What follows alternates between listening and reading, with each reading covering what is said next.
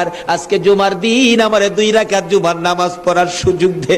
ও নবীর উম্মতেরা, নবীর আশিকেরা, হুসাইনের আশিকেরা গো, এই 2 রাকাত নামাজ জুমার নামাজ ছাইরো না, আমার নবীর শাফায়াত নসিব হবে না। রক্তে লাল হইয়া যদি হুসাইন 2 রাকাত জুমার নামাজ পড়তে পারে গো, আজকাল থেকে কথা দিতে হবে জীবনে কোনোদিন জুমার নামাজ ছাড়তে পারবা না।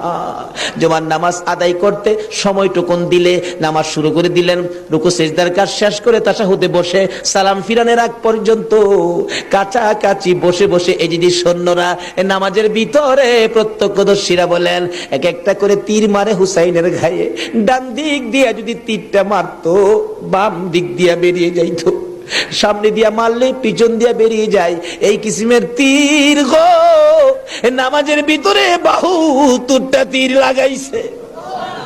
হুসাইন সালামটা ফিরাইয়া নানা গো কইয়া কালতে কালতে জমিনে গড়াগড়ি শুরু করে দিলে।